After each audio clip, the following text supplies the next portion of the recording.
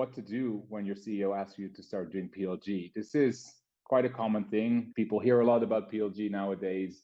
They hear stories of Slack, Figma, whichever company you can think of, and they want a piece of the pie, right? Like I also want that success. I want to be that well known and get that much revenue for the company. But what do you do when you're asked? And so I'll try to cover that a bit. For context, my focus is on companies that are already in business because that's when this would happen, right? So you're already in business and maybe you're doing a sales motion or you're growing in some other way. And now suddenly you're asked to figure out how PLG can help the business. So let's get to the meat of it. The 5 steps to start doing some PLG, right? Step 1, as I think I teased already a bit, is like you want to start by setting the goal. What are we trying to achieve? And I'll cover each of these steps in more detail on the next slides. Second is manage the expectations. There's a certain view that people have of PLG. Actually, many people have different understandings, and aligning on what it is and what it isn't and how it works is important because your expectations will be very different and then success will also look different. Then there's the look at like, are you a good fit for PLG or for the type of PLG that you're intending to do, right? So there are different kinds or different parts of the customer journey where you can apply it. And based on the state of your company and what you offer, one might be a better fit than the other. Once you figured out that, and so you have your goal, you know where you want to apply it, you start doing the work, right? And as you go through those motions, PLG is an iterative process. So you want to build momentum. And this comes down to organizational change. How do you get people on board? I'll cover some items on that as well. And then finally take off. So how once it starts working, how do you go from there?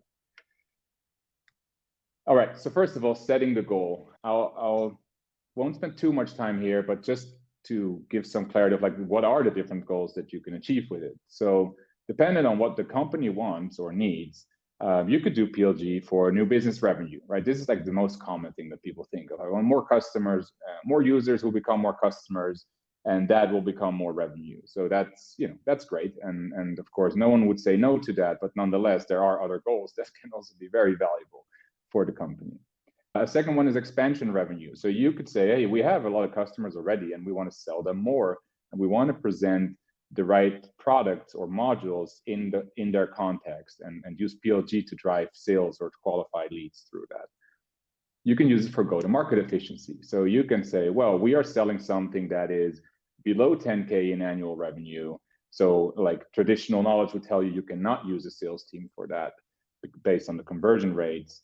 However, if you use a product to qualify those leads, and maybe conversion rates can be much higher, and therefore you can actually sell this product at that price to that audience, right? So that's another way where you can enable a growth motion that else would not be possible. Customer engagement. So here we're talking about onboarding, keeping people engaged with the product, and in the end, countering churn is another important business goal that you could have. And the last is brand awareness, which is kind of like getting your name out, but not necessarily expecting immediate revenue to come from that. So depending on your company, it depends where you'll want to focus. But this is important because this tells you if you're achieving your goal, yes or no. Because again, the goal is not to do PLG. The goal is to do one of these things or something else if that's been defined. All right, so managing expectations and often managing misconceptions, right? So the first and foremost thing that you might have heard already in other places is growth will come gradually. So it's not one moment to the other that everything will be working.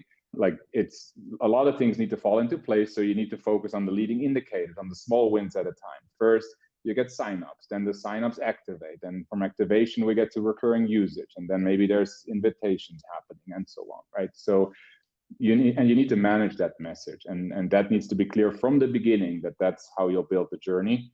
Because if you're expecting to see revenue in month 2, that's just not realistic, right? In many cases, not always.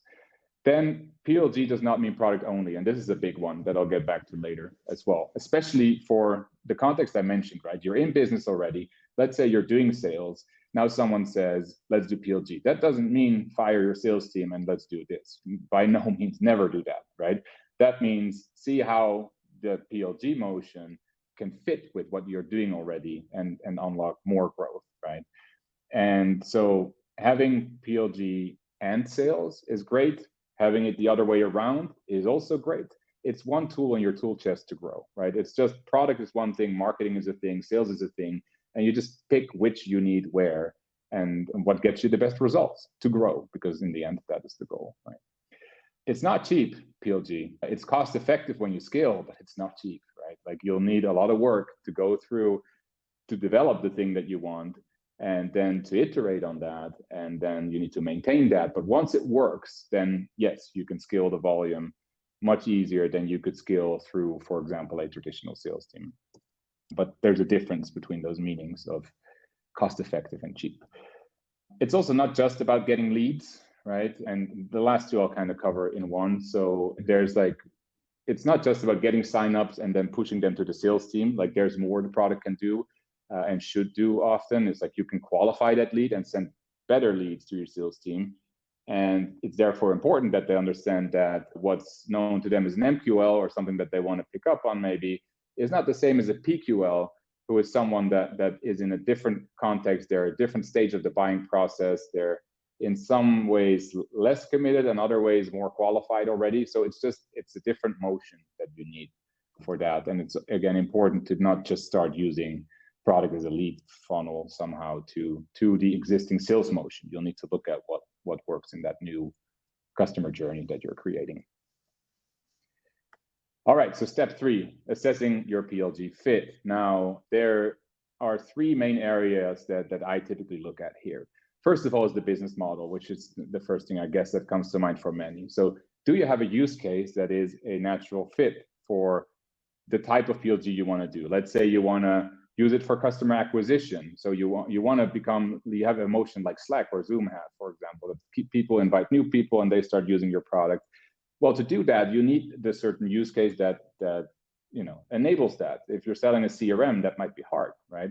But if you're selling a designer collaboration software, that might be very natural. And so that doesn't mean it's always a no if you're in the other scenario, but it requires more thinking, and you really need to look at what is your customer audience, like how do they behave, what are natural motions there. The pricing model comes into play there. So do you have standardized pricing, or do you always do custom pricing? If it's the latter, that's going to make things harder. What components do you have in your pricing? Is there like things like users or other usage or module driven things, or is it just a flat fee? All these things will define if you're well or less well positioned. It's never a no, it's just an indication. In terms of go-to-market maturity, it's more about like, how far are you on the journey, right? If you're doing like 10 million in revenue and you have a successful sales team and growth is fast, you want to be very careful about what you put in terms of PLG. Take small steps, small wins, and help that motion work better until you've proven that maybe this is a better thing. Whereas if growth is stagnating and it seems not to work, or maybe if you're a new company and nothing is there yet, then it's much easier. You can try anything basically, because it'll likely be better once it starts working. And then the last one here is organizational readiness. So, how do you handle feature and roadmap requests? Like, how do you do prioritization? How user-driven are you in your release process, in your analytics? And so in the end, all these things need to meet a high standard for PLG to work well. So where you are today with those will kind of give some indication of how big the shift will be for you as an organization to start adopting these principles. Now, once you have a good idea for that, and ideally, of course, you'll pick something that, like a part of the customer journey that allows you to achieve your goal, that is a good fit with where you are as a company on these 3 components, and then you start building momentum. So you'll building momentum, again, I said it's a lot about change management. So identify low-hanging fruit is the first thing. Quick wins. You want to show that this is working. Something's happening that's of benefit, not just to your team or your project, but to the company, and it aligns with the other things that are happening. So it's helping sales. It's not taking away from sales, right? And be open about that. Share and discuss these things. And whenever you do that, make sure that you set the context for that. So we are doing this because we were looking for these results, and this is what we're seeing right now, and it is or is not helping us get to the goal that we defined. This is really important because people come in with their own frame of reference, and it's a different frame of reference because PLG works differently, right? And therefore it's important to every meeting kind of take a step back before you get into it and kind of say what we're trying to do again and where we are on that journey.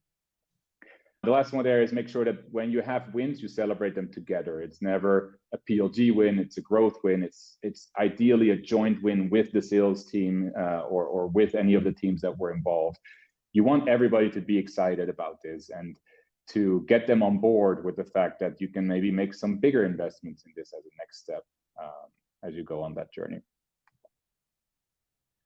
All right, so as things then start taking off, you keep iterating, right? So the process is iterative. You need to keep looking at the data, keep improving, and what's working, that's where you invest more, right?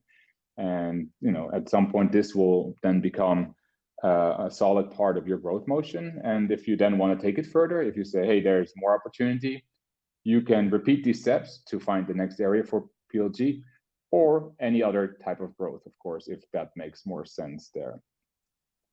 To wrap it up then, so we have some time for questions. Again, doing PLG is not an activity, it's an activity, it's a strategy, it's not a goal. So while I believe in PLG a lot, I think it's a very exciting and powerful way to grow. I think many companies won't be able to get around it. They will have to do something with it. Doesn't mean that every problem needs to be solved with PLG or that is the only way to grow. So really look at what makes sense and what your goals are. There are many different types of PLG. So as said, you can use it for expansion as well as for customer acquisition or for marketing. And depending on your goals, this will change how you apply it and even how much work it might be to get results. Keep your eye on those objectives. That's what matters, not how much product-led it is or not. It matters if you're achieving your goals. And based on that, just make further decisions.